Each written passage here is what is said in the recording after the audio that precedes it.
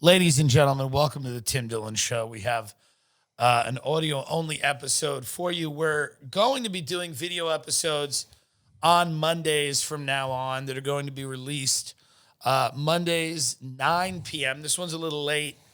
You know, this is a big week on our tour here. I'm in New York City doing a show at the Beacon Theater. We're coming from D.C. We've been living on a tour bus, but we have a new studio being built in Los Angeles, California. So we're here with Ray, and Ray has come over to the hotel, and he's brought his equipment. Hello. Thank you for having me. Yeah. Well, it was a necessary thing to have you. Why, because of the equipment? Well, that's part of it. That seems, I mean, I feel like people like me. Well, you insulted my hat. It's not a great hat. You insulted... Look, I see a hat. Now, you wear hats sometimes now. People see you in the videos wearing hats occasionally with your sunglasses. I wear them frequently. They're good hats. This is you have this hat. It's got an old school mesh hat, but it's not even like a trucker hat. It's the kind of hat you buy at a gift shop of a golf course when like you get to a golf course and you go, oh, I forgot my hat. I'm afraid of getting like leopard spots on my head. Let me get a hat. Right. And then you're flaunting it to me. I say, oh, what's up with the hat? And you go, what do you mean?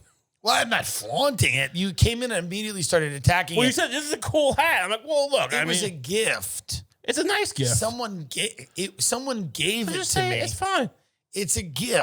All I said originally was like, oh, yeah, that makes sense because it's not the kind of hat I think you would wear. Are you acting the way you're acting now, like on a pedestal because you're going to teach a class at the University of Austin?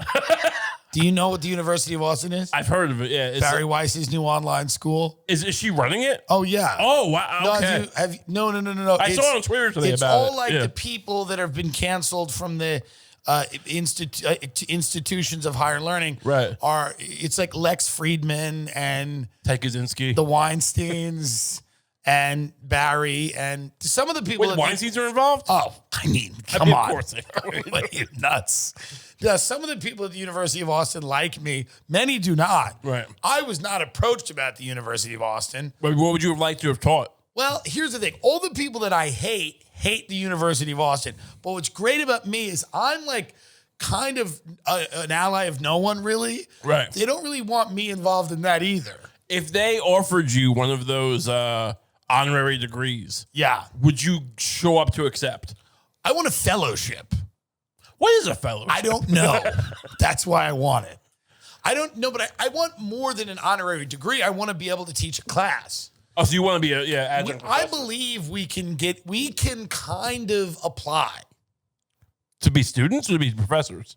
To be students at the University of Austin. I'm sure we could. Yeah, I don't think they're going to turn our money away.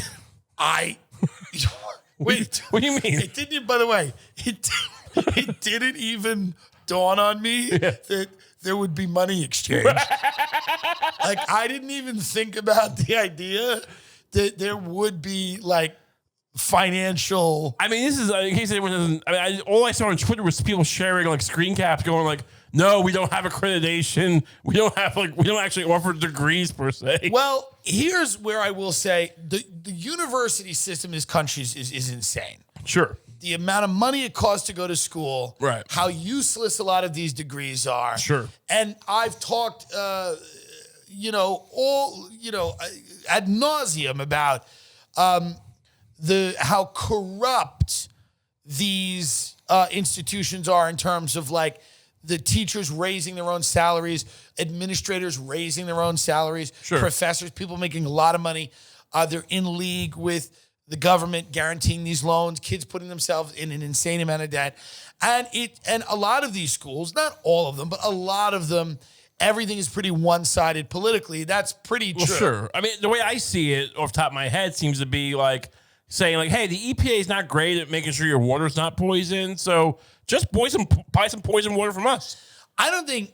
Like, it's like, oh, like these degrees are useless, so like they're no better than us. But that's not an argument to buy your degree. Yeah, I don't think the University of Austin, I don't think it's for people that want degrees where they can actually work. Right. I think it's just people that go, we want to pursue truth. It's Skankfest for Brett Weinstein. It's perhaps that. It is. But it's like people that are going, I want to, it's dedicated, the mission statement seems to be, it's dedicated to the fearless pursuit of truth. That's the mission statement of it. Higher. Veritas. So now I think it's all online. Can you get your phone or my phone? We got to look this up because I hate the woke universities, which we're not even supposed to say woke anymore. Why? What do you mean, why? Well, we're not supposed to say them? Say the word woke? Because we're not allowed to say anything anymore. What do you mean, why? Because today they just came out with the decree. One of the chicks from The View was like, you can't say woke anymore because it's a dog whistle or whatever. Who knows? Woke's not a dog whistle. It's just like why? Look, everything is a dog whistle to these people. So but I'm saying I'm no friend of the blue-haired gender studies. Well, that's more of a dog whistle. What? The blue hair? I think blue hair is more of a dog whistle than woke. What is blue hair dog whistling? It's just like that kind of gender fluid. Yeah, but I'm honest. I hate them. Sure, but I think they're dumb. I think woke is the most sterile way. I don't care. Say Great. both. That's fine. I'm just saying I am no friend to these people. Sure. And I kind of support the University of Austin, but it is seemingly a little absurd. What happened to America that I got picked between two groups of hucksters? That's always been America. I mean, guess. it's always been America. What do you want me to look up here? We got your phone there. The University of Austin. Okay. This is why the show doesn't work without a producer. I want to know how to get in and if we're allowed to get in and what we can do. Okay. What starts here changes the world. Now, let me ask you a question. Yeah. Should we get into the University of Austin, right, and then start problems immediately? Oh, yeah. And start claiming that we are non-binary and we were sexually assaulted. Oh, you mean as students we started saying Heather Heyer raped us? Well, maybe not her because I don't know how believable that is. Brett Weinstein? I don't know. Well, then who? Barry Weiss? I don't know. I think that you gotta start poking around with not outright rape accusations. Sure. But just little by little. I was misgendered. Well, little by little, just you play the game a little bit. Just play the game. I had a microaggression done upon me. Well, they're not playing that game over there. So it's going to have to be the other side. What do you mean? We're going to have to start accusing people of being gay. Oh. This is what I mean, the other side. Right. We're going to have to start accusing people at the University of Austin of trying to invite us to secret trans parties. Okay. That they're self-hating trans people and they're having these trans parties and they're inviting us to them so they can sexually assault us. What if I start slut shaming? Is that a viable path? No, you're going the other way. University of Austin is going to be okay with all that. Do you understand what I mean? You got to go the other way. Conservatives are a weird thing because sometimes they like it when people fuck, but then also you call them sluts. We could you call them pig whores. Yeah, we could start accusing people of being in a Mossad. Okay. You know when it go down that road? Go down that road. Yeah, you killed Diana. We could start getting the race shit really crazy. We could go Is there going to be a lot of racial diversity on the campus? Well, I mean we could start pushing into hard right where they're uncomfortable. To just shape a skull stuff. Yeah. We can start pushing it there. Right. To see how far they'll go. Hey, how big's your lie? Goebbels. What? How big is you got the big lie? I was trying to do a Goebbels reference. Okay. Do that on hard your own. Right. It's a hard, usually hard right. Do that on the show that gets 3,000 listens, please. 5 to 8. Okay. Tell us how we can get in here. Okay. Admissions and aid. Undergraduate admissions. Let's see. Welcome to Longhorn Nation. What is that? No, this is not it. You're on the real one. Oh. Ray, you're on the... Ray, there's a real Texas A&M, university, or maybe it's not Texas A&M. There's a university in Austin. We're not talking about that. The University of Texas at Austin. That right. We don't mean that. Get on Twitter. Go to Twitter to the University of Austin. On Twitter, okay. I'm sorry. I'm trying to get into Barry Weiss's college. It's the University of Austin. With Lex Friedman and Andrew Sullivan's on it. There's other people. So let's go to Barry Weiss first and then... Yeah. Okay. There's a Twitter... dedicated to this new college. Is Barry Weiss off Twitter? What the fuck is going on here? Did she block you because you're fat? Maybe. The official Twitter account of Barry, 57,000 followers. That makes sense. No. Is this Barry Weiss? Look, I don't know what you. What are you talking about? There's some guy, and it says you're Barry Weiss. No, dude. I'm looking. I'm trying to find. I mean, what do you not follow? Do you? No, I don't follow Barry Weiss. What are you talking about? Why wouldn't you? What's to follow? Why? Because you don't agree with her? I follow 400 people. I'm sorry. I should follow more people, I guess. Okay, I have it right here. Okay. I have the University of Austin right here up. Now. I'm sorry, it's not on my homepage. Right. But I'm trying to find out. What's going on here. Austin.org. At Austin.org. University of Austin. It's being followed by 10,000 people already. Here it is. Ready? We're done waiting for America's universities to fix themselves. So we're starting a new one. A university dedicated to the pursuit of truth. The fearless pursuit of truth. Niall Ferguson, Heather Hine, David Mamet, Joe Lonsdale, Steven Pinker, Lex Friedman, Andrew Sullivan. Other people. Larry Summers. I think a lot of people. Wasn't Joe Lonsdale like Enron? No, he does Palantir. Oh, okay. What if it was just corporate criminals? Like Fast out. Andy Fastow. Ken Lay's son in parentheses. But it's the University of Austin. I mean, Dave Portnoy. Yeah, look. Why not? You could be the gym teacher. It would just be a funny week to announce that he was Dave Portnoy's gym teacher. Is he too toxic for them now? I feel like he's. I don't know. I feel like. Look, I don't know what happened with him, but like I feel like he's in a better position. I trust him more than any of these people. I probably do as well. Dave Portnoy, insider, you don't remember this kid that used to work, there was a comic, this kid named, I'm not going to say his name. Okay. He used to be a comic. He quit comedy. Then he started working for Business Insider. He interviewed me a few months ago for like an hour. And the profile never came out. I totally forgot about it. Then he texted me 3 days before the Portnoy thing came out, or like 2 days. And he said, listen, the reason it never came out at Business Insider is they wanted me to run a hit piece on you. Right. That you were some like reactionary comedian. Look, I'll say this. I don't like the way they marketed that story. It's crazy. It was insane. I've never seen that. Like, I mean, people give shit to the Times. Have you ever seen the Times like promote a particular story and paygate it? Like that's the most trashy, unrespectable way to like do anything. Just throw it behind the paywall to me was unconscionable. Also, when you read the story, there was no crime committed. Right. There was no suggestion of any crime committed. Yeah. There was no suggestion that he abused his power in the workplace. There was no suggestion that he had an inappropriate relationship with someone that worked for him or that he had promised someone something. It just seemed very weak.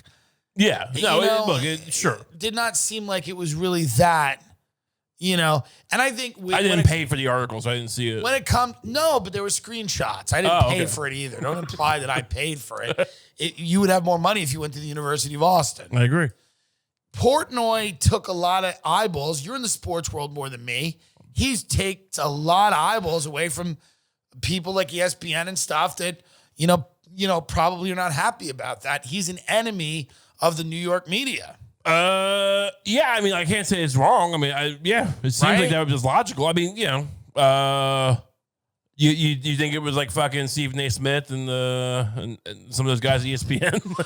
No, I don't think it's those guys. I think that people don't like disruptors. I think Portnoy's a disruptor. I think I'm a disruptor. He's a loudmouth. He trashes. He's not afraid. Like when Elon Musk was doing shit with the whole AMC thing. For sure. He was going after Robin Hood. He's going after this. I mean, he's not afraid to rattle cages. And so the idea that someone would retaliate in this wouldn't surprise me. It's the same thing as like what we've done and what I've done with podcasting. It's like I don't set out to, do anything other than make people laugh, but people end up getting angry, and then the show's done really well. So a lot of these New York media types hate me too because they're broke and they don't have anybody following them, and I have all these people following what I do, and I think Portnoy's in a similar position. I mean, look, it definitely seems Business Insider has done nothing to make me think it's credible. That, you know, I there's nothing like. I love that they changed the name from Business Insider to just Insider, where they're like, when that happened. Recently, the past couple, like, after the article came out. No, it was a couple of months ago. But they're basically like, no, we're a tabloid. Yeah, like Insider. Insider Edition. Yeah, we're a tabloid. Yeah, I mean, was Business Insider ever a legit mag? I have no idea. It always, the guy that started it is like a disgraced guy who's banned from trading. Oh, really? Portnoy's going at him on Twitter all day. Yeah, I mean, it doesn't look. Portnoy's a scrappy guy. People want to see him fight. They want to see him in a corner fighting. And you watched that video of him when Michael Rappaport was suing him, and over that shirt he made, and then the lawyer was giving him shit, and he's just talking shit to the lawyer. You don't give a fuck. He doesn't care. He's a Boston guy, you know? Yeah. He's got money. Yeah. He doesn't give a fuck. Why make the money if you can take shit from lawyers? That's a great point. You know? Come on down to the University in Austin. Will this have a physical campus? There was some screenshot about like how we don't really necessarily believe in. Oh no, they do want physical space. They like the idea of it. Yeah, well, you need a brick and mortar. Yeah, I mean it's gonna be like it's like for Little Caesars. Yeah. No, it's gonna be like an H&R Block. Yeah, I mean you're gonna need a brick and mortar. Sure, for tax purposes, for sure. No, there should be like a quad where people can hang out. Yeah, the alley next to the Little Caesars. Yeah. They're going to have security because Antifa's going to probably visit that campus. I mean, look, here's the reality. None of the people you mentioned, they all have some money. They don't have endowment money. They don't have that kind of money. So who's going to bankroll this? It's a great point. I mean, PragerU, they seem to be bankrolled by like some kind of, you know, I mean, the mega churches or whoever. I mean, I'm not sure who. And also, are they even a brick and mortar situation? PragerU? I don't think PragerU is a real U. Look, but I'm saying it seems like a more legitimate setup than whatever this is going to be. Perhaps, but I don't think Dennis Prager's. Do you think anyone's going and said, I went to Prager? Nobody's walking into a job interview going, hey, I went to PragerU. I'm sure in certain areas of the Bible Belt. The guy who started my school is talking about how he wanted to contract COVID. Remember that? Dennis Prager was like, I wanted to get it. I was hugging people, and I finally got it. Now I'm happy to have it. The Lord blessed me. Yeah. COVID. Sheath underwear, folks. You know what I say about sheath underwear. The owner is a virtuous pedophile, meaning that he's attracted to children, but he's never acted on it, and we take his word for it. It's a man named Robert Patron, and he served in Iraq. Sheath underwear, he was allowed to molest children only if their parents had information. So that was like we deployed his sexuality as a way to like kind of advance our aims in the global battlefield against terrorism. Robert Patron, virtuous pedophile, the owner of sheathunderwear.com, which I love Sheath Underwear. It's a great underwear. It's like a bathing suit. It's shorts. It's underwear. It has a nice pouch for your cock and balls, your junk. Keeps everything perfect from so you're not sweating like a monster. Sheathunderwear.com. You got to use the promo code TIM to save 20%. That's sheathunderwear.com. Use promo code TIM to save 20%. And you gotta support a virtuous pedophile because it's a great company. It's a guy who's not molesting children, but wants to every minute he's alive and isn't doing it. Sheathunderwear.com. Promo code TIM for 20% off. You know what I love? Mint Mobile. I'm telling you right now, it's great. I hate big wireless providers. If we've learned anything, it's that there's always a catch. When I first heard that Mint Mobile offers premium wireless service starting at only $15 a month, I thought, what's the catch? But after speaking with them and using their service, it all made sense. There's no catch. Mint Mobile's secret sauce is that they're the first company to sell wireless service online only. By cutting out retail stores, there's no crazy overhead costs that get passed down to you in the form of mystery fees. And the worst experience about getting a wireless provider is going into the store, right? You wait a very long time. A lot of the people that work there are brain dead. They have an attitude. It's always a problem. So they've cut out the least fun thing about it. For people looking for extra savings, you know, I would go into the Sprint store, people just eating tacos and looking at you, the people that are working there. And they were bought by T-Mobile. Everybody's mean.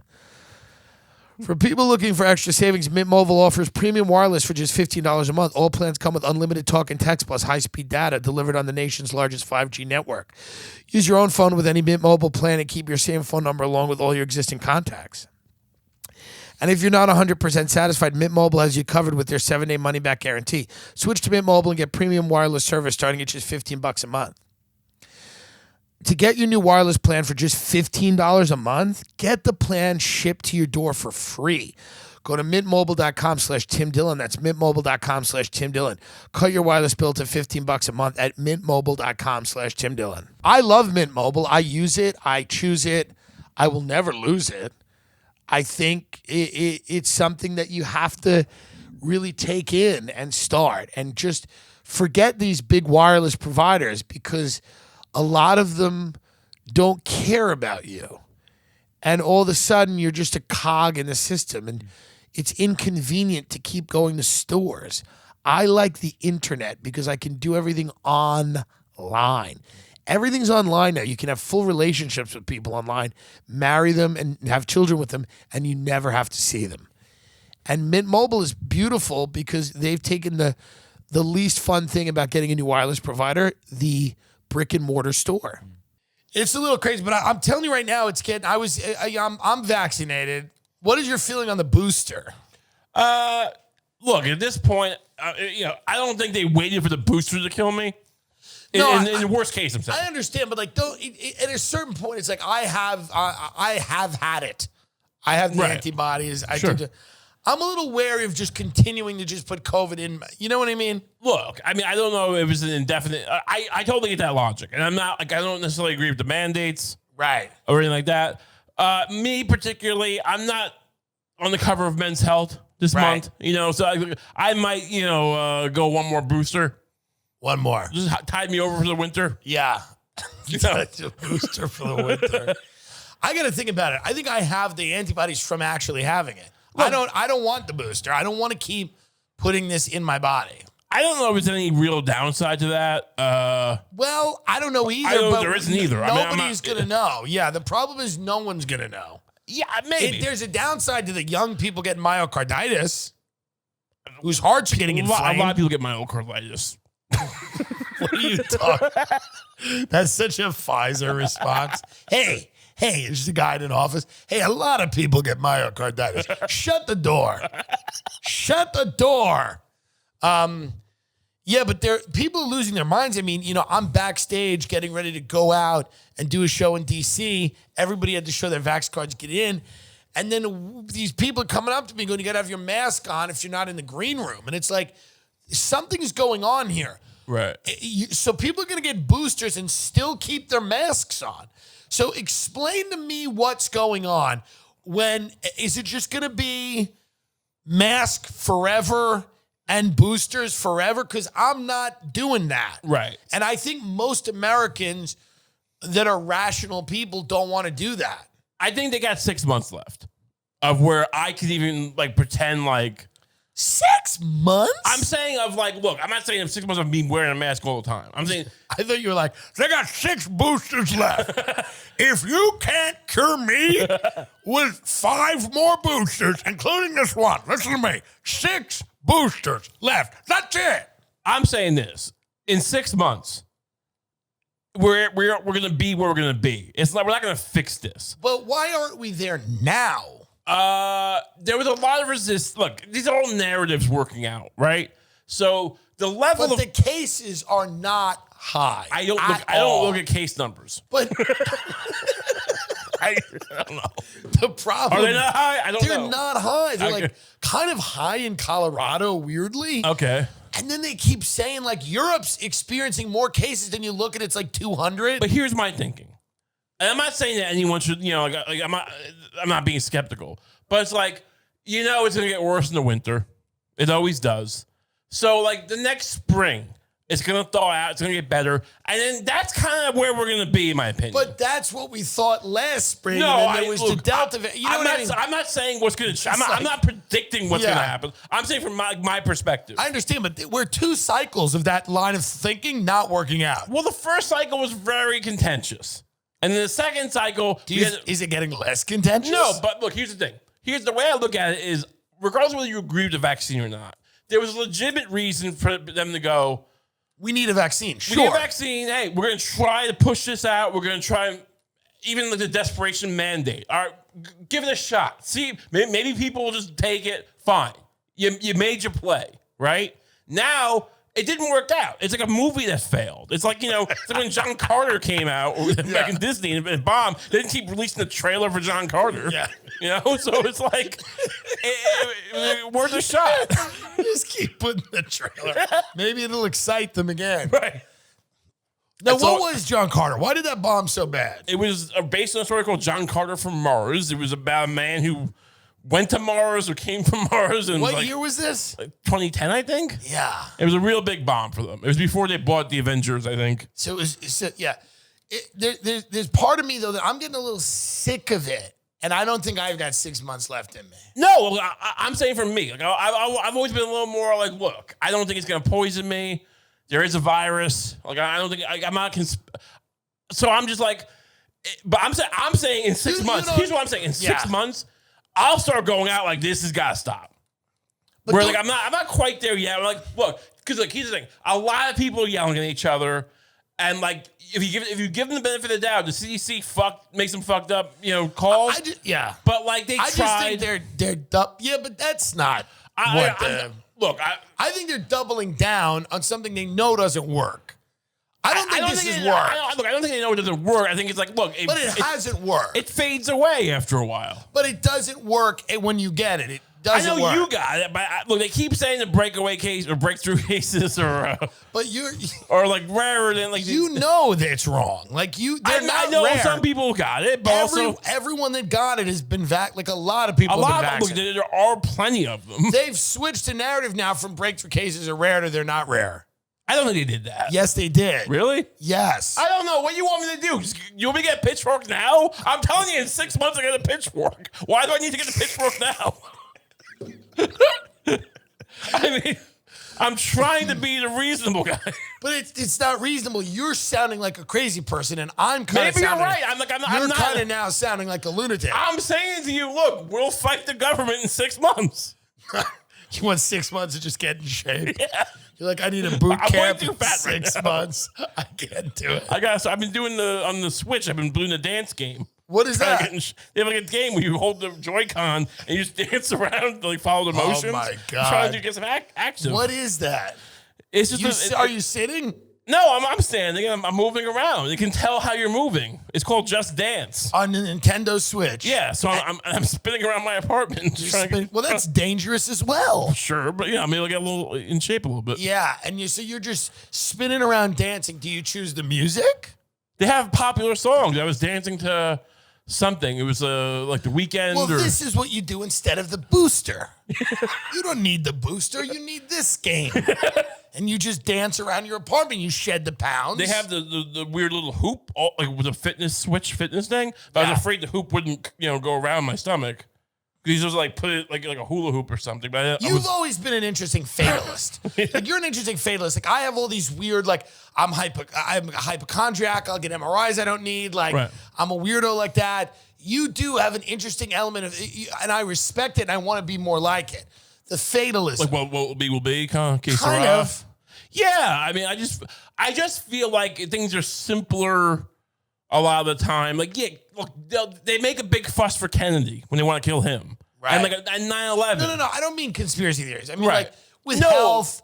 You're not a guy that's like panicked about. I mean, I should be. Well, sure. No. Well, I agree. That's kind of the question. It's like, but the interesting thing with you is like you're panicked about all the wrong things too. You admit that. Like you're panicked about like a rash when you should be getting in shape. Like, yes, I agree. So it's like I don't worry about if I'm gonna get cancer. I'm gonna get cancer. Right. That's how I view life. Yeah. I mean, we're gonna go to a doctor and like have them check me out. Probably. They don't. Look. People get cancer all the time. My mom had cancer. She survived. But like 5 doctors told her she didn't have it, and she was persistent. It's a good point. What kind of cancer did she have? Like ovarian. Okay. You know, my point is like I'm not that. I love just the idea of that because I've heard that story from many other people. Yeah. Where literally it's the most demoralizing thing. Yeah. And it's these fucks don't want to pay. They just want them to drop dead. Right. And like literally like people like your mother, people that I've met literally have to go and go, no, I'm telling you, I have cancer. I'm bleeding from places I shouldn't be bleeding. I'm telling you, it's cancer. I Googled it myself. It's cancer. I did years ago. I had a scare or whatever because I thought my balls were lumpy. So I went to a urologist. First, I went to my GP, and then he told me to first go get a sonogram done. So some woman just rubbed jelly on me and started scanning my balls. I go to the urologist. He just grabbed my balls and like and I said, like, I got a sonogram done. They said they didn't send me shit. They just gripped my balls. And he said it was just swollen glands. But for all I know, I've had testicular cancer for 15 years, and it's just growing. Right. I tried. I went, and I was told I was an idiot. He looked at me like I was a fucking moron. That's a good point. Yeah. But do you know why? Because none of these doctors were educated at the University of Austin. That's a fair point. Things are going to change. They're blinded by the woke. Things are... the Long Island fucking... That should be the fucking their team song. Blinded by the woke.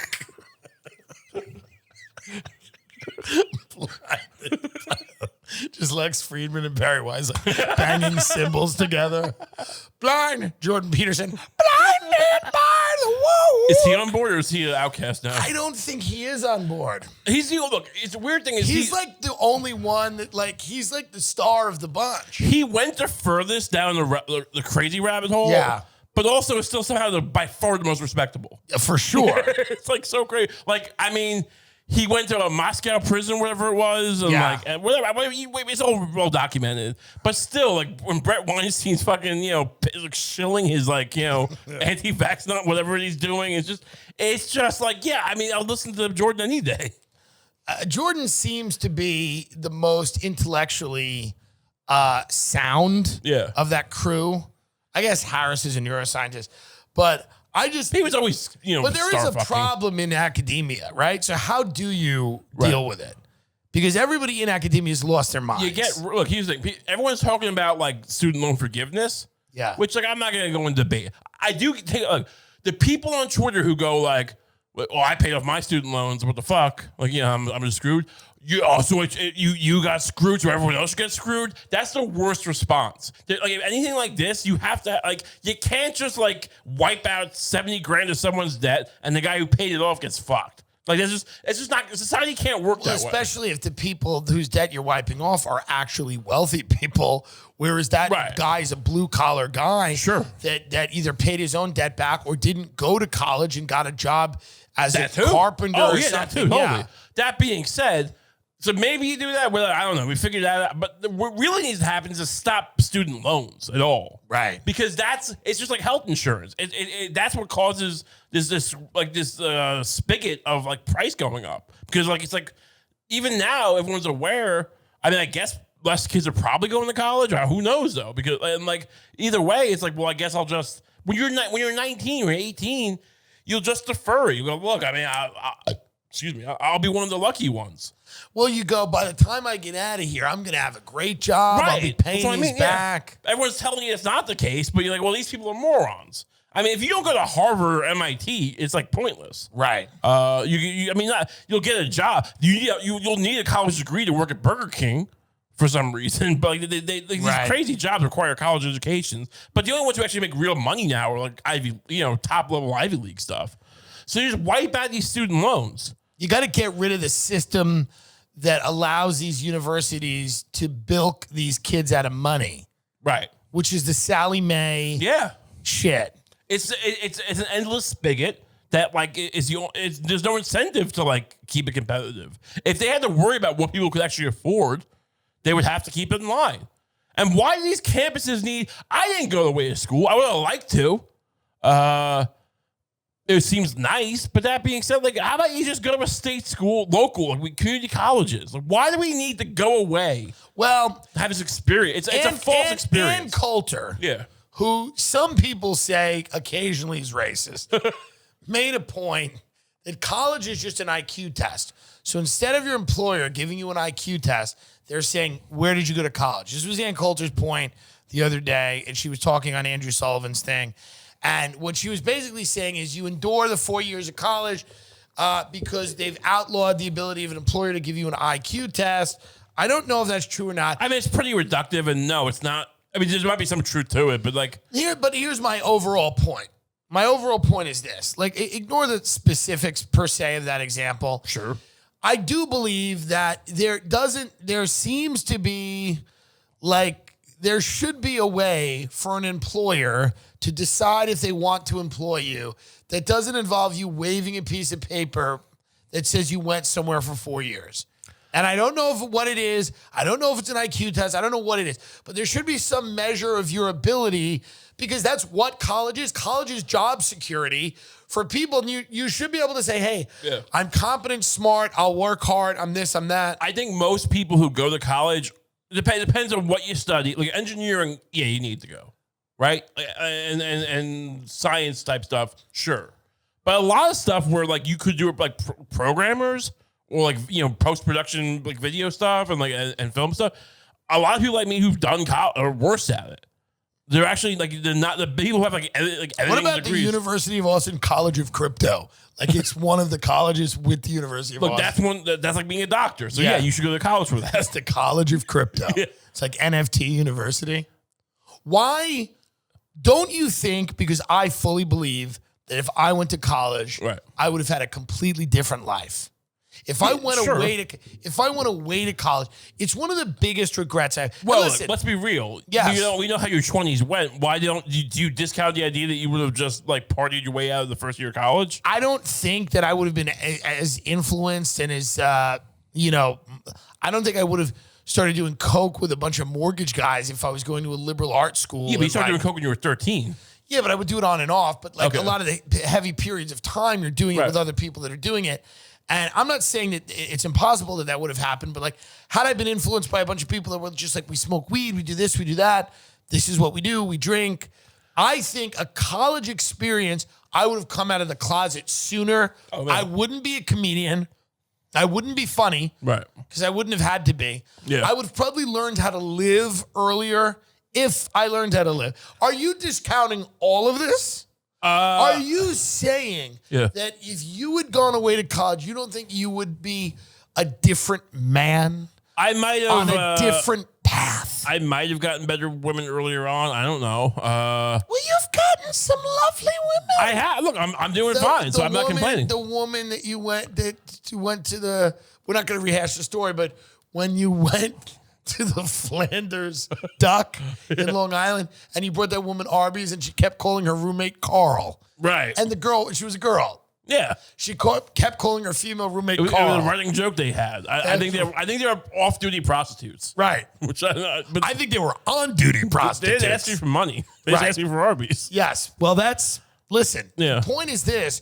You don't think that you would have had a better, I don't know if it's better, but it would have been different. Well, the point I was making was I look back and go, I probably would have fucking lazied my way out of the first year of college, just like it basically did. I mean, I went to like local like community college for years and like barely went to class. What do you mean?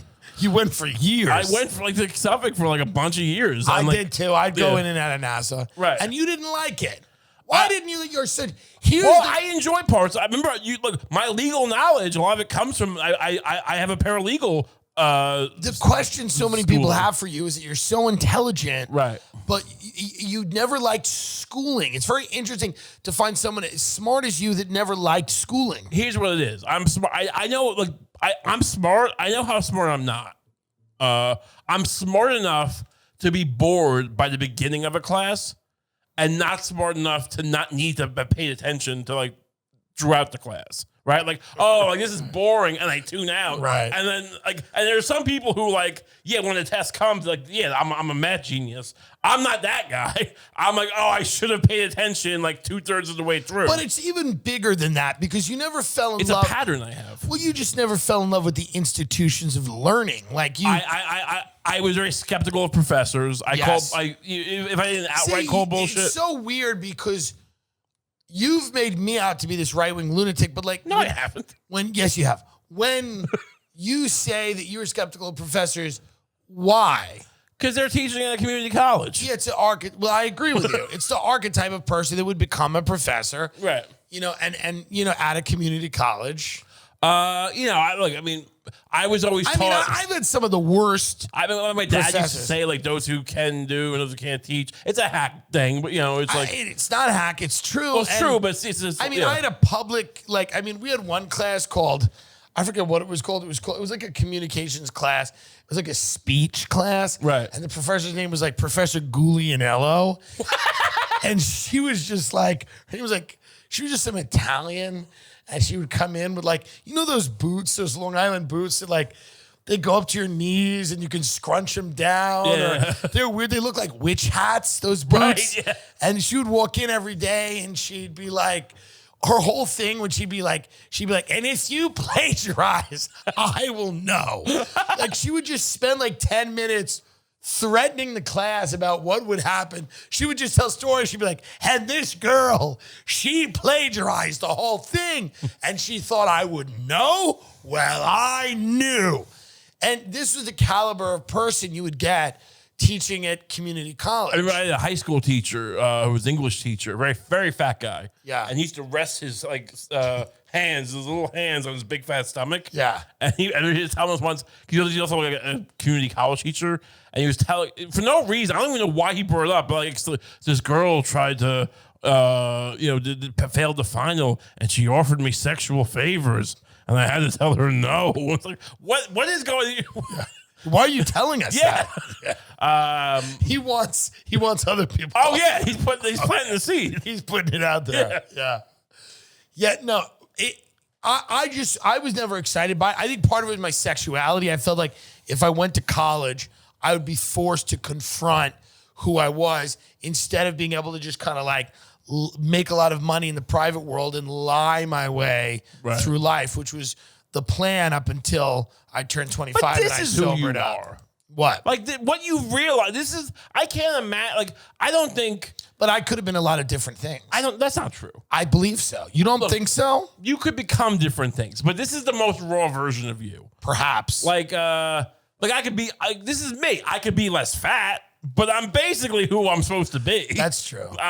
It's like, I'm not, you could have, all the other versions would have been false avatars or whatever. You in a business environment or you in an academic environment. Perhaps I just like to play around with the ideas of, life going another way. Yeah, look, the past is the past, and is it? Is the I don't past believe in the time past? travel. Is it? Or is everything available at the University of Austin? By the way, is all of this because Rogan just moved to Austin? Why is it the University of Austin? Why is What is this craziness? By the way, let's address that for a minute. What in God's name is this? I know Lonsdale lives there and Friedman might and Rogan. Right. What is this? Why are we constantly jerking off Austin? Well, Musk is also there, and they're trying to get on that train. Okay. Yes. That's kind of what it does seem like. Right. Musk's got a lot of money. They're trying to. That's a good point. They're seeing how somehow this relates to what he's doing. Kids who look, I'm assuming that Tesla hires people sometimes at MIT. Right. RIT is also a good school. Things like that. Wait till Musk hires no one from the University of Austin. Well, my point is this. Yeah. But there's going to be a class of people who don't do that well in school, high school, and they go to their parents. Look, Musk is there. You send me to the University of Austin. Yeah. I spent a couple of years networking, meeting these guys at bars, doing coke in a gas station with them. I get a connection. And, there's a lot of ways to skin this cat, Dad. Right. Yeah. Yeah. I just play around with the idea that if I had gone to college, I would have had maybe a little bit of a different life. You never do that. You never look back and go, what could have been? Look, I think about it. I don't. What? I'm not a regret-driven person. No, I should. You could argue I'm the biggest candidate of regret. Well, but, I don't believe you're the biggest candidate of regret. Okay, that's this crazy thing to say. But let's for a minute speculate. Think about an alternative life. Yeah. What Describe it. Visualize it. You know, I applied to SUNY purchase for the film program. Okay. But it was hard. I didn't realize how it was more competitive than NYU. I didn't get into the film program. That seems insane, but it was less people. There was less spots, you know. But let's walk it out. Point is, they did offer like you can go to the regular school. We'll accept you into the school. Because I had to go to like an extra interview for the conservatory. And you said no. And I think, look, I want to do you film. Said, hey, fuck you. So I went to Hofstra for a year for film, which is a bad move. Yeah. So your whole thing is, why don't you stay home? But staying home's horrible usually. It wasn't great. I had to have a job and like drive around. No, it wasn't great. I think about that. Here's why. This is let me break it down for you. In Long Island, this is why you can't live at home. Your parents want you to fail. Right. This is the reality. Your parents in Long Island are deeply invested in creating an environment that makes it more likely that you will fail. Right. Truly. I wasn't allowed to go on my dad's car insurance because that's why I didn't have assigned risk. Yes. Like $500 a month. No, it's crazy. They want you to die and fail. Yeah. Listen, if I asked to take like a car to the library to print something out for school, my aunt would be like, you're going to get in that car and you're going to kill someone. They're going to sue. They're going to take the house. They're going to like, there's just this idea that leaving your home is essential because then your parents who've spent their entire lives just trying to destroy you knowingly or unknowingly can't affect you as much. Right. That's the way I look at it. I agree. Look, I mean, I think my parents were less, had it in for me less than yours, but like. I don't think they helped you. They meant well. Sure. And, I mean, I don't think they hurt you. I don't think they were like, I've heard no evidence that they were hurting you, but I don't. Overprotective in a lot of ways. But, yes. I was kept in a bubble to a certain extent. I believed in Santa until way late of an age. I'm just saying, from what I know about your history, it could have went better. Sure. It could have went better. No, that's all. Look, maybe I was shooting, a little. If I went away to school, I wouldn't have had to have a car and sit in traffic on the way to Hempstead every day. That's right. I probably wouldn't have the first year of school at Hofstra, I spent a lot of time just going to the video library. They had this weird little room with 4 13-inch TVs with the combo VCR. And I would watch anime. Most of my first year of school smoking weed on the top level of the National Community College. The Roosevelt Field Mall, the top level of their parking structure. With a kid named Kenny and another kid named Buns. Yeah. And then we would get the Ranch 1 chicken and cheese. Right. Amazing. Amazing. Instead of going to class at Suffolk, I would go to Costco and eat the food court. Yes. I mean, you eat the whole food court. I would chicken bacon, a slice of pizza. This is what I mean about those who are our comfort zones. Yeah.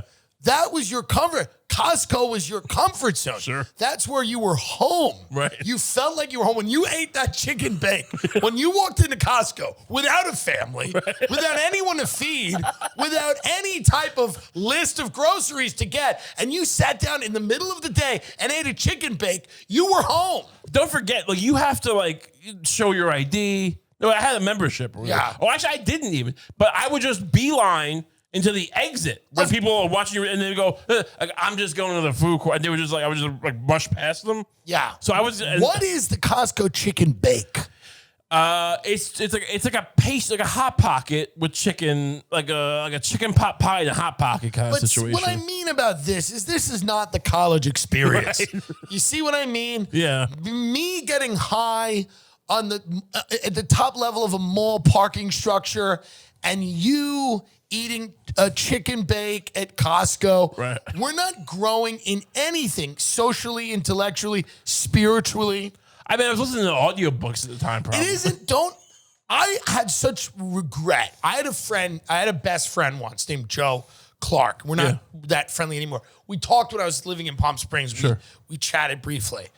And I wasn't his brother died tragically in a car accident. I wasn't really there for him, but I came out of the closet. He kind of wasn't there for me.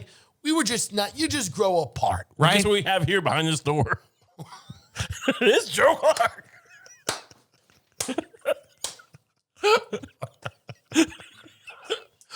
But what my point was that he went from Nassau Community College to Cornell, which was a big step. Yeah. It's a big step. Yeah.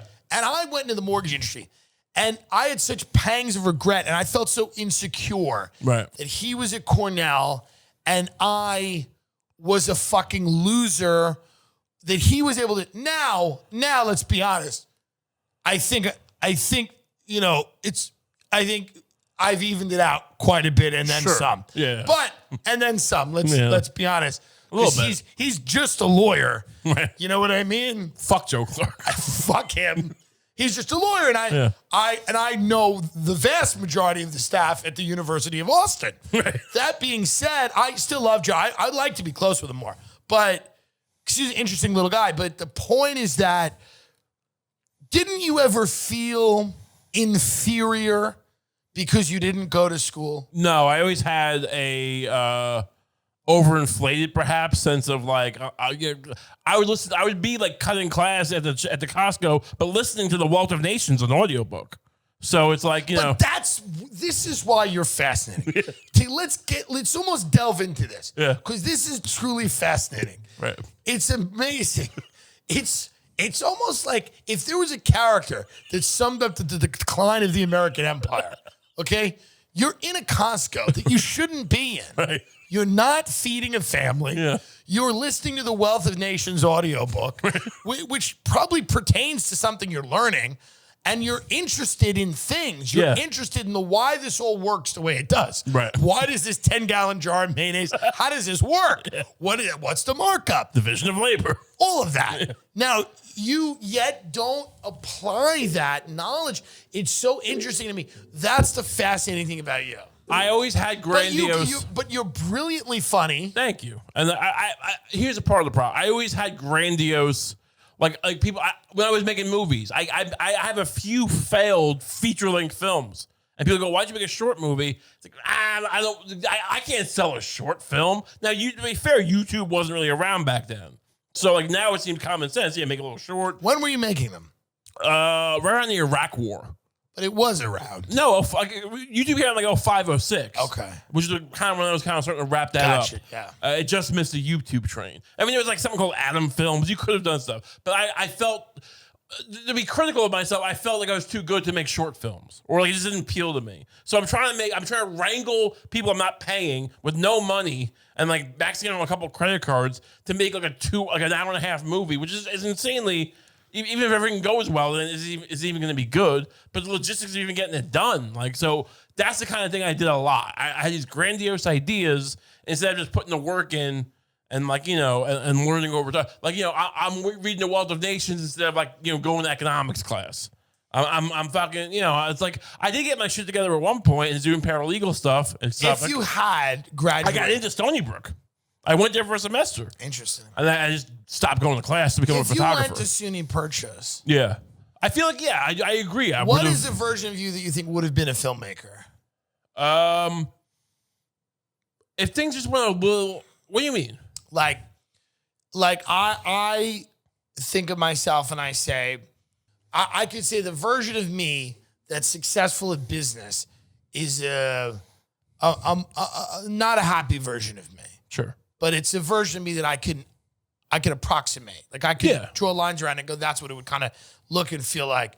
What is a version of you that went the film route? I tried to. Right. I mean, like, you mean like went to film school? I just did I went to Hofstra. Here's part of the problem with me.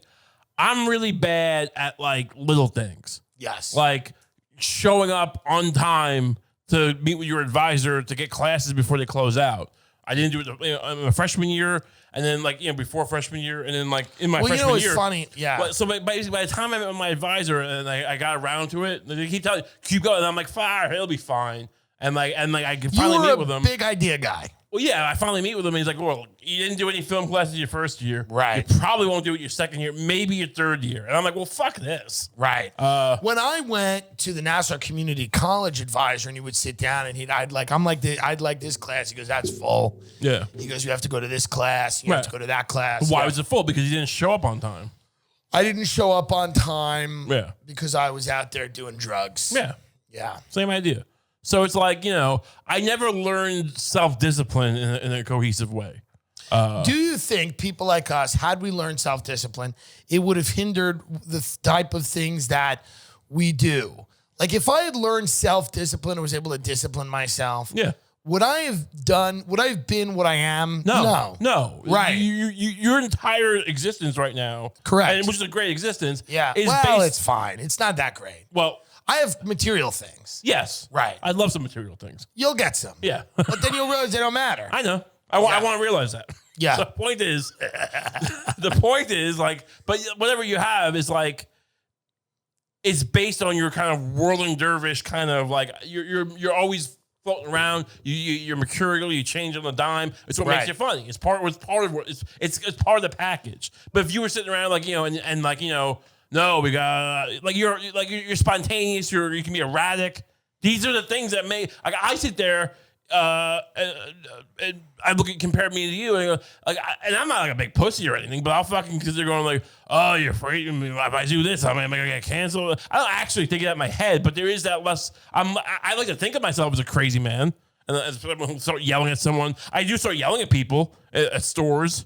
I try to get into fights sometimes, but like I'm not as like free. Yeah, I as agree. you, for instance, right? I am more free, and I don't yell at people at stores usually. I don't think I've yelled at a few people at stores, but there's not much. I don't mean like clerks. I mean like other customers. Right? No one's accused. But see, even then, when you're making that distinction, you're afraid of getting canceled by some Marxist who's like, you're yelling at the proletariat or whatever, and you're like, no, I'm actually yelling at other.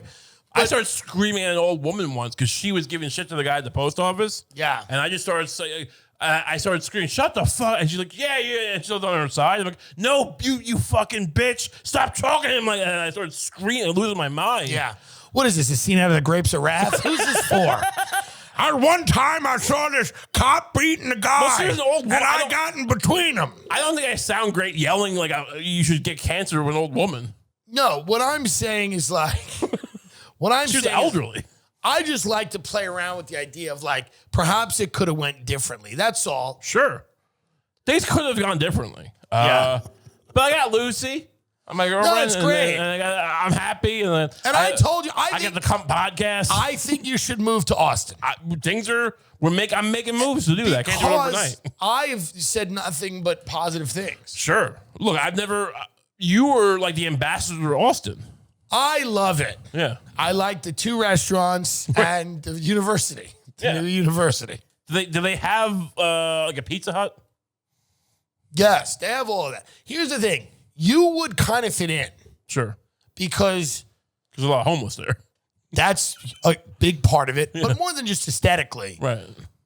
You could get into the life that even it would be harder for me to get into of like hunting and woodworking. Oh, I would like that. They actually have that there? Oh, you can do it. Okay. I thought they didn't really do that there. No. If you live out where I'm telling you to live, 20 minutes out, 25 minutes out, I'm telling you the hunting and the crafts, fishing? Maybe. Yeah. I don't get involved. But the point is like... We should fish sometime. No. Maybe. Go to Florida. Yeah. Gonna do that in Texas. I don't like lakes. Sure. What are we doing? But my point is like, there is a life that you might like. Yeah, no, I like the outdoors. I like the idea of it. I'm an Eagle Scout. That's true. Yeah. I have a fishing merit badge or a woodworking merit badge. I'm stacked with merit badges. So it's like... I don't think we should dismiss this University of Austin because maybe there's a world where we go back to college and become the things we were meant to be. Where Barry Weiss accepts us into her bosom and embraces us. Can you picture a moment where me and you were getting diplomas and Barry Weiss is softly crying, looking at us because she's so proud? Right. What are we majoring in? Who cares? Do you think they're going to ask that? Do you think that's what this is about? We're majoring in the fearless pursuit of truth. Have you not paid attention? It was like a YouTube seminar. Whatever. How to get good at David Dobrik's teaching how to fucking not rape. You're in a philosophy class and saying, make sure you cut clips and add subtitles and put them on Twitter. Right. Listen. It's a philosophy subtitling class. So when I added up what I pay every month for cable plus a premium channels on top of what I pay for on-demand streaming services, I was shocked. Man, it was like a lot of money, hundreds of dollars. I wanted to trim my TV and streaming budget, but what would that mean? Giving up a bunch of shows, channels, movies I love? Nope, not with PHILO. This is a really cool thing. PHILO was created by TV lovers for TV lovers. Here's what I get for just $25 a month. 60 premium TV channels. A massive on-demand library of top-tier beloved shows and movies to watch anytime I want. Unlimited DVR, the best and biggest in the industry that lets me save up shows. For a year, I can stream PHILO on up to 3 devices at the same time. PHILO is super easy to set up with no hassles or contracts. Add what you're paying up for TV and streaming. Brutal. PHILO gives me totally better TV experience for $25 a month.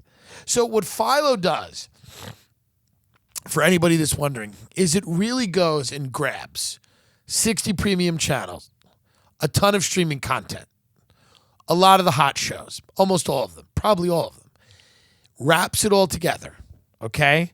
And you pay like $25 a month instead of spending hundreds of dollars a month. So I asked my friends at PHILO if I could offer you guys a special deal to try PHILO, and they said, of course. So I got you 25% off your first 2 months. Go to philo.tv/TimDillon.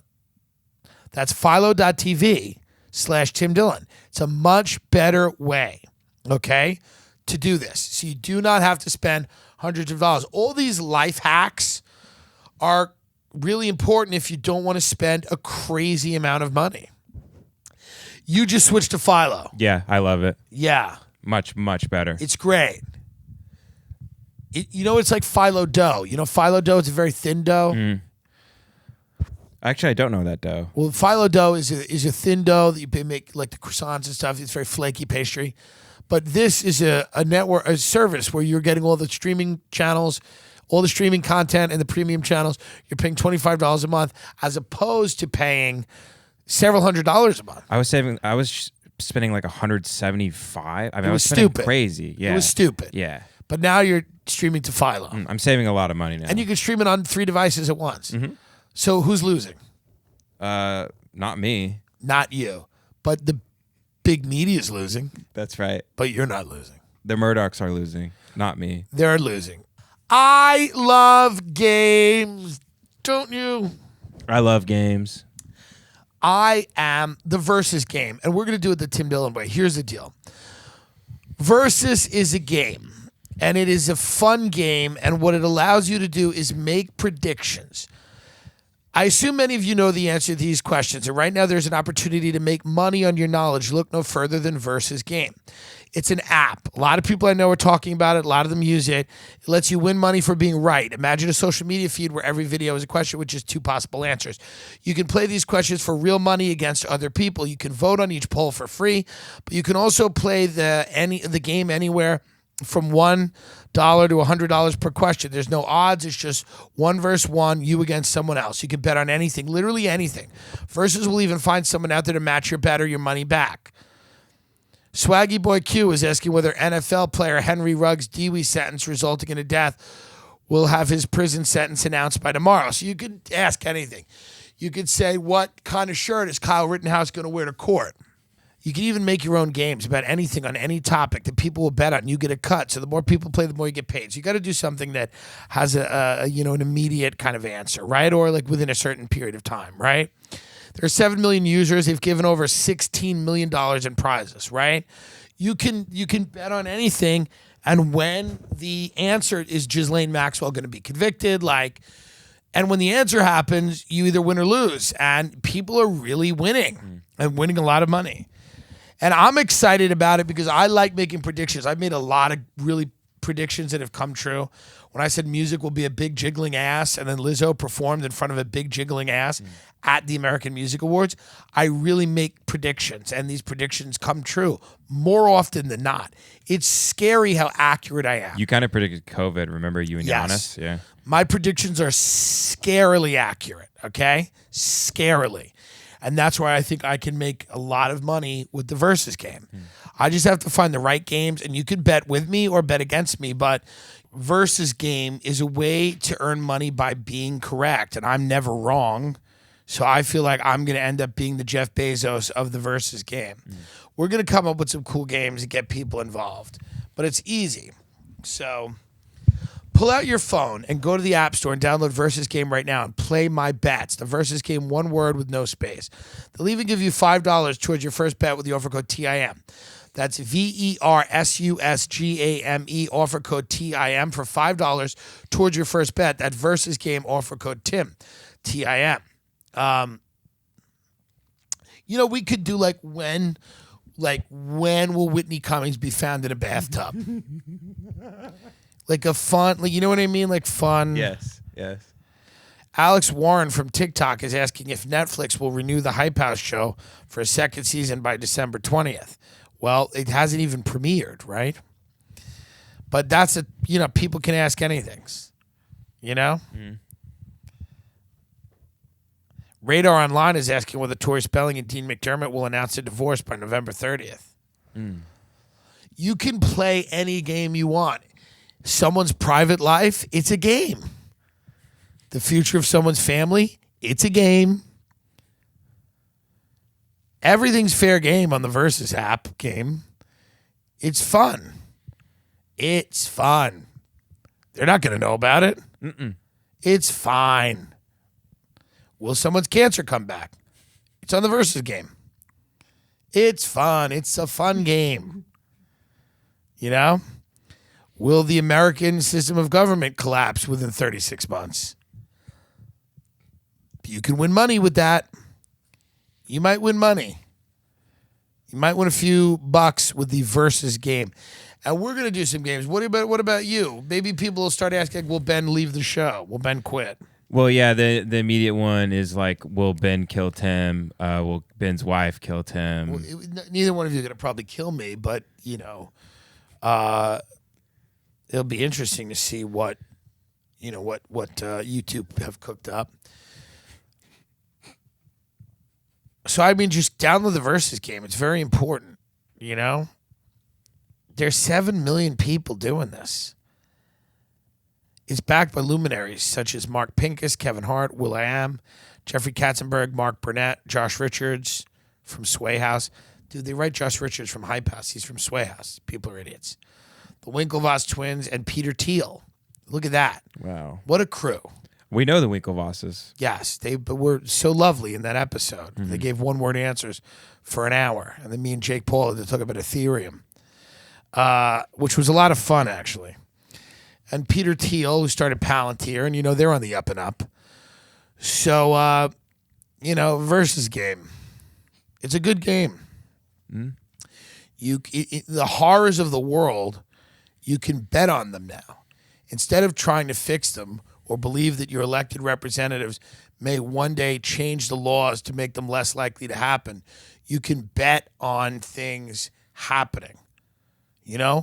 When will we be required to have another COVID booster so we could go outside? How soon will the secret prison start? At what point will the camp rollout happen, and who will go in first? These are all fun games to play on the Versus app right until the phone is smacked out of your hand by the military loading you onto a truck. Anyway, Versus game, go download it. I wanted to do the guy's GoFundMe too that reached out. Yes, the guy who had the aneurysm. Mm-hmm. Yeah. Okay, so can we talk about that? Yeah. Do you have it? Mm-hmm.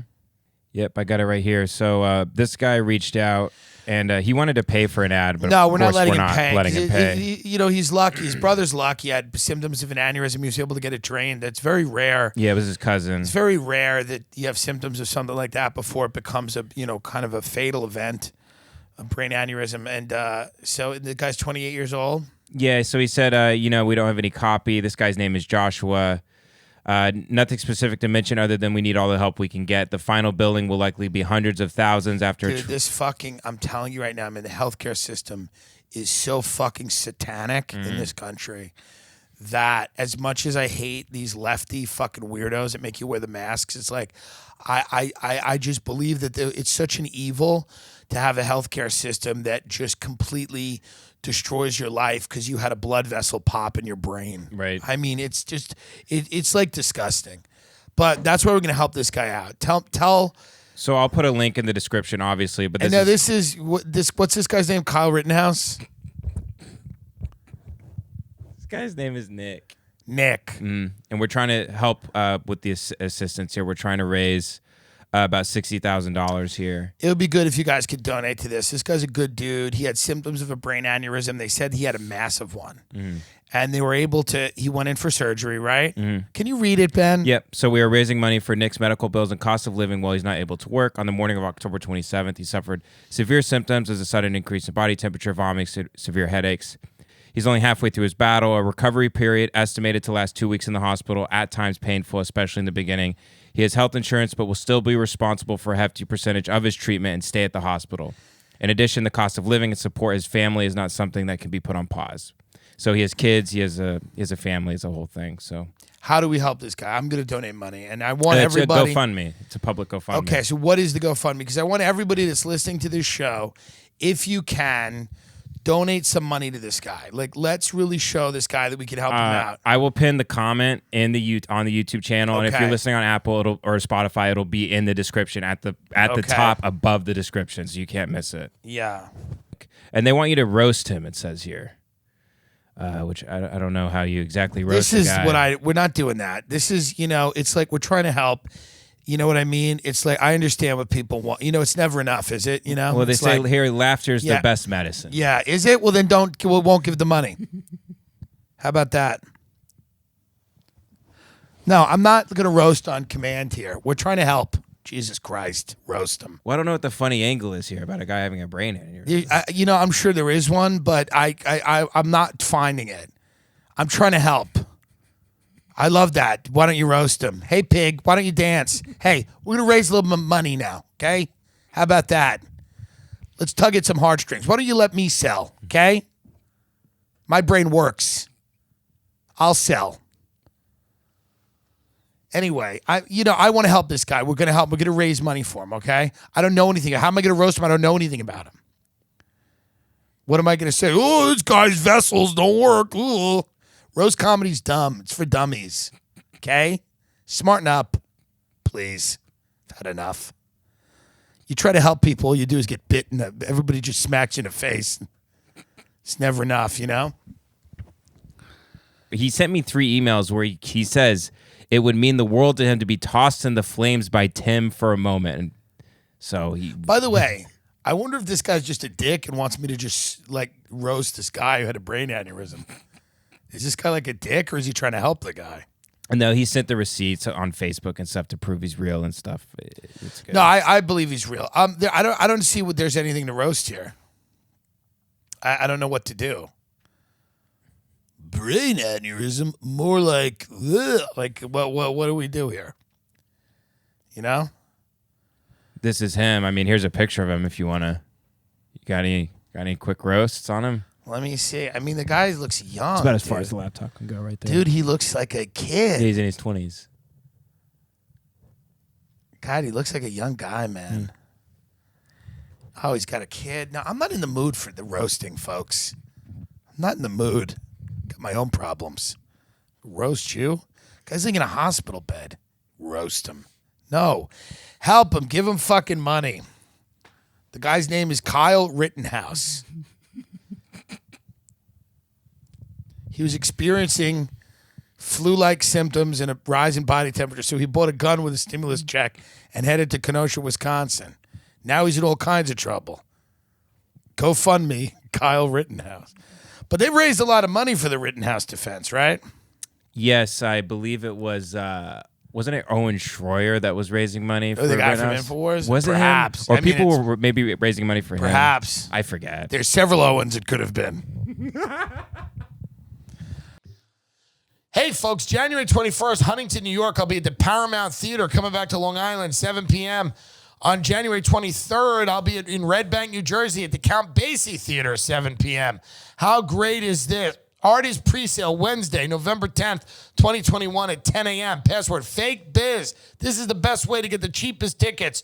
Presale Wednesday, 11/10/2021, 10 a.m. Password Fake Biz. not case sensitive. And the on sale is Friday, November 12th, 2021 at 10 a.m. Thank you. But my point is this. I've never walked across a stage Right. and got a diploma. I didn't. I got kicked out of high school. My Catholic high school. Because you said you're going to blow up a woman's uterus. Yeah, I mean, it was said in jest, of course, but it was taken. It was right after Columbine. I did it. I went to my graduation in high school, but I'm not. That doesn't count. Oh, I didn't go to my high school graduation. I know you were thrown out. But I went to public school after that, and all the kids like people liked me because I knew how to build mystery. And like, who is this guy coming in here in the middle of senior year? What happened? And I teased it. And what'd you say? I was very coy about it. It was very much like, I didn't say, I wasn't like. I may have threatened a woman. No. Like, what is it? I didn't lead with like, that. I may have threatened I don't remember what I said. I do remember some of the cooler people kind of like, they took me to lunch one day at the pizza shop. They drove me to the pizza shop and they blasted rap music.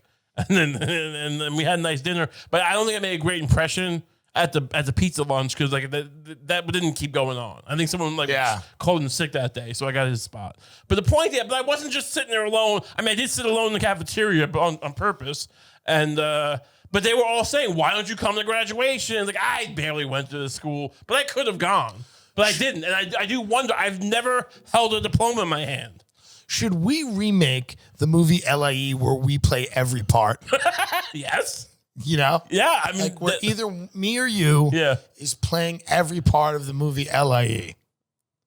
I mean, with Brian Cox. Could we get Brian Cox to play his part, but then we play the other ones?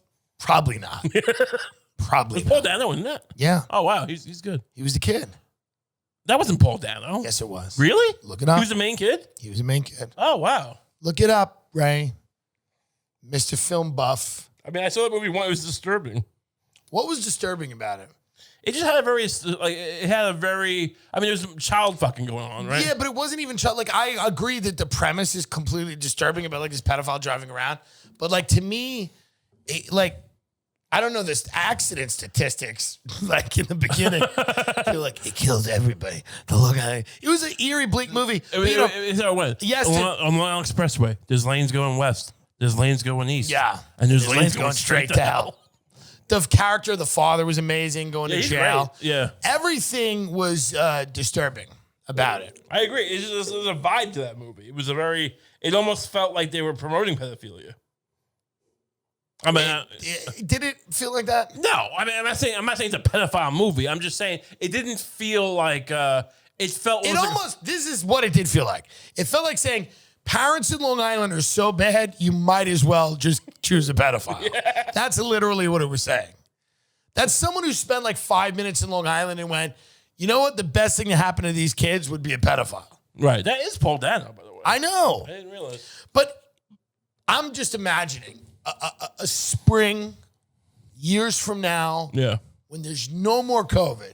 Right. Okay? In 6 months. And Heather Hying is handing you a diploma. Yeah. And Christina Hoff Sommers and Andrew Sullivan or Katie Herzog or Lex Friedman or David Mamet, whatever. David Mamet? Yeah, he's involved too. Is he? He's involved. Lawrence Summers is involved. Wait, Glengarry guy's involved? They're all involved. It's going to be big. When did Mamet get into this? This guy's got a career. What's he doing? No, because you always underestimate how far the other side's gone. You don't understand how crazy the other side's gone. The woke? Yes. Yeah, but he's a legitimate filmmaker. Yeah, but that doesn't exist anymore. They're not letting anyone make legitimate films. I guess he hasn't done a movie in a while. I didn't love Heist. My point is that you carry water for the left. I didn't. I just didn't realize. I don't mean the real left. I mean like these liberal, power-seeking lunatics. Yeah, I didn't. I just thought he still had a career. Is my point. What I'm saying is that the University of Austin is not without its problems. Okay? But in terms of this is your new home. Look, I am fully committed to accepting a adjunct professor role. Perhaps, What if I split off? Yeah. If I join the University of Austin, and I open up something called the University of San Antonio, and I take like hardcore alt-right people. Like Nathan Damagoo? like Owen Benjamin, like hardcore. Richard Spencer, like the hardest of the hard. Yeah. That's a move. It was a schism in the University of Austin. We went our own way.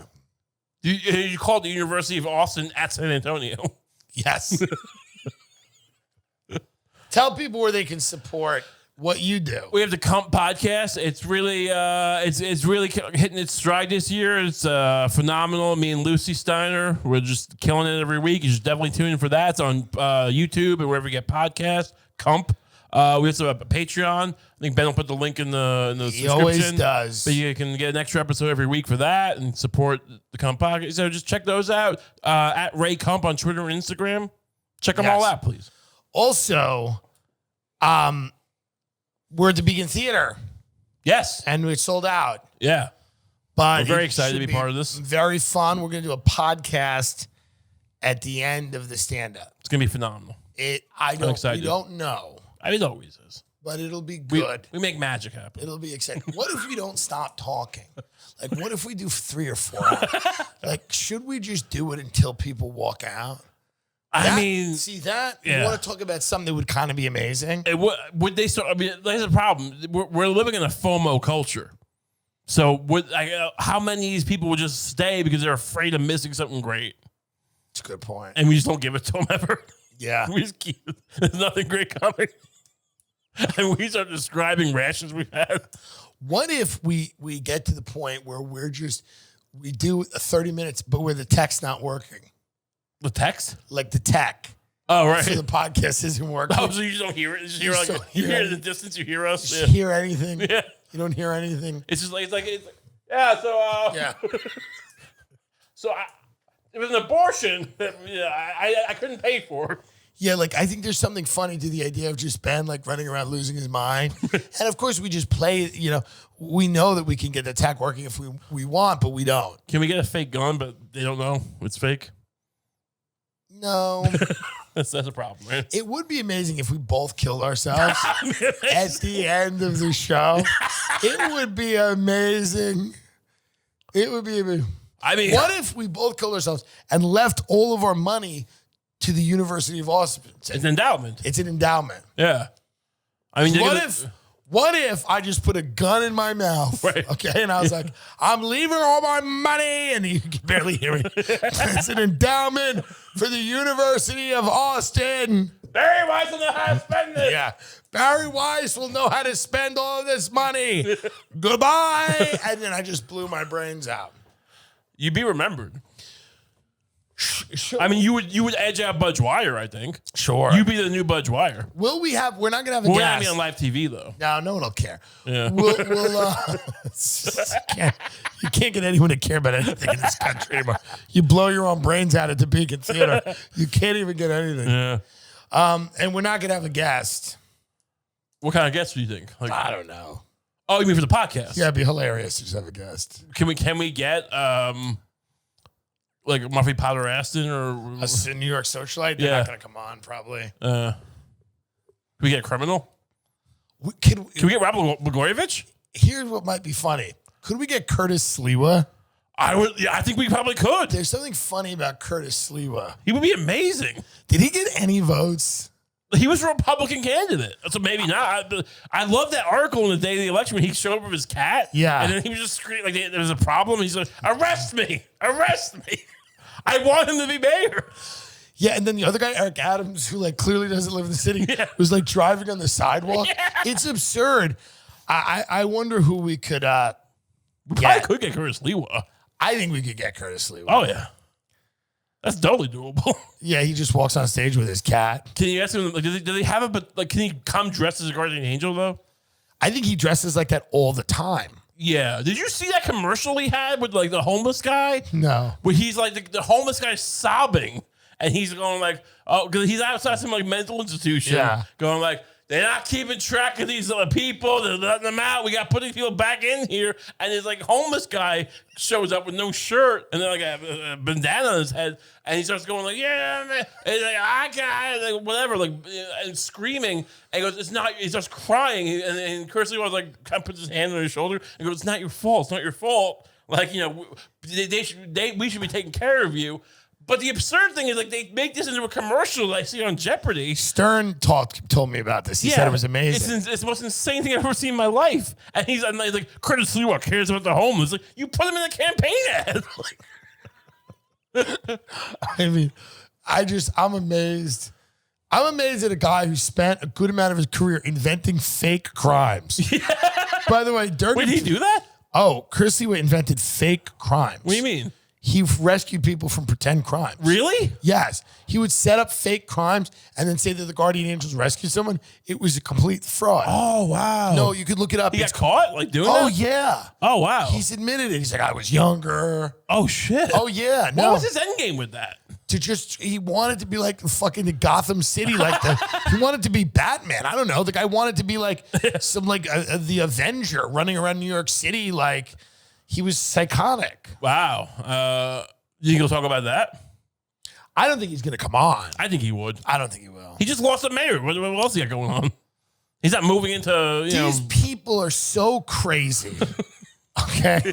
Like, you know what's the guy's name on Succession that he's going to be president? The son. They're like yeah. What's his name? Not Cam. Conrad. Connor. Yeah. So Connor from Succession, the nothing child, who's like thinks he's going to be president. People like Caitlyn Jenner and people like Curtis Lewa, they're that crazy. They're like nuts. No, yeah, they are. But Curtis Lewa is nowhere near Caitlyn Jenner level. He's got nothing going on. That's true. Caitlyn has a lot more of a chance. Yeah.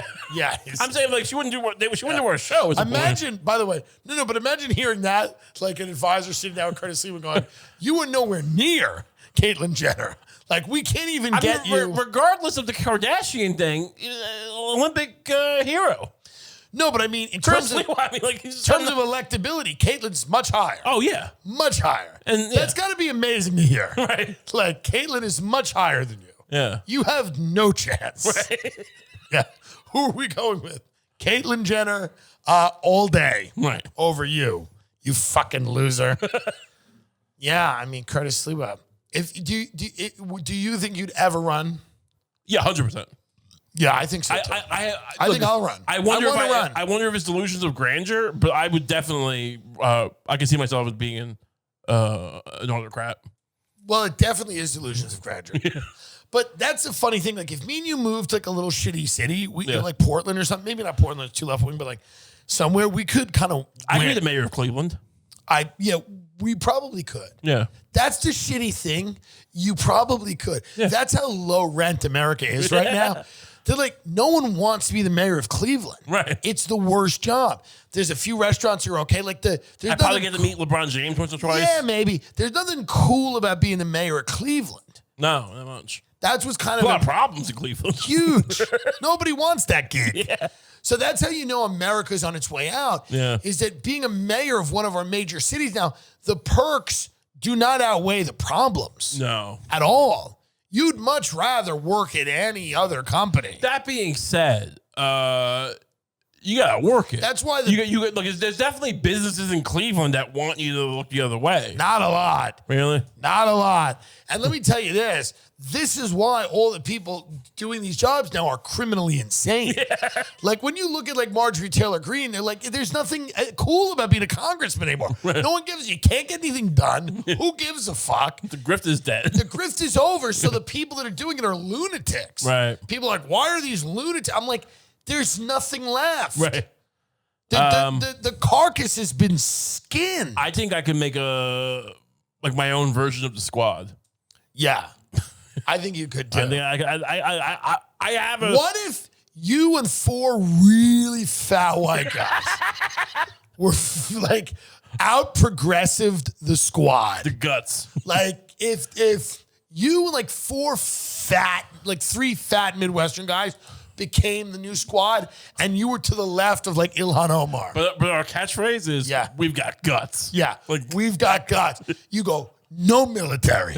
No police. Federal amendment banning the military, banning police. And be like, I'm sick of these bitches. And you point to Ilhan Omar and AOC.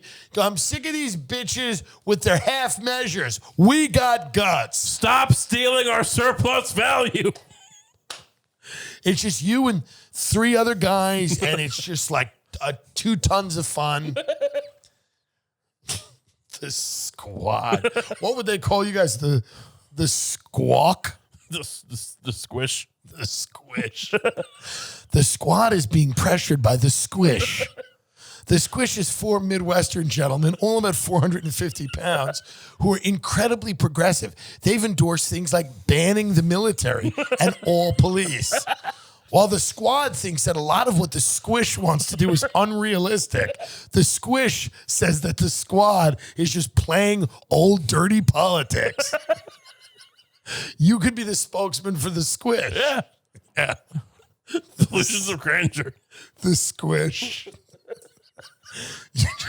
You say thin people are an attack on fat people. The existence of thin people is an attack on fat people. I'm all about inclusiveness. Inclusivity. Yeah. The squish. Like, you see like AOC being like, I think we've had a lot of productive dialogue with the squish. I think the squish. The squish will not compromise with the squad. Let me be clear about that. We will not be cowtown. We will not be waylaid. Yeah. She's like, I understand where the squish comes from, but I think politically, this squish has not accomplished anything. Listen to me. The squad is politically irrelevant. They're out of touch. And they're under the boot of the squish. Squish. Just 4 fat lard asses. This is communism now. We're constantly have to replace each other. Yeah. With like new fat people. We keep dying of heart attacks. Yes. People keep dropping dead. Yeah. People Because we're all like crooked cokeheads who are fat. So it's just it's like Rob Ford times like communism now. You just start screaming. I was beat red, screaming, sweating into a microphone. Yeah. The morbidly obese anarchist known as the squish. You're trying to direct Antifa, like get them into traffic. Like Thomas Jefferson made Hitler look like a lapdog. The squish have endorsed removing all monuments from all federal buildings immediately. Let's burn this flag. There's a campaign ad of you outside of a Jimmy John's burning a flag. Let it burn, you fascist pigs. Yeah. I mean, it's a root. Yeah. It's a root. Look, honestly, if I told you 30 years ago that there's some Congress squad explained that to you, you'd laugh me out of the room. Absolutely. No, the squish is going to happen. The squish could happen. And, like the New York Post will run headlines, squash the squish. I just think it could happen. Go to the University of Austin, sign up. Start your life. It's going to be good. Good night.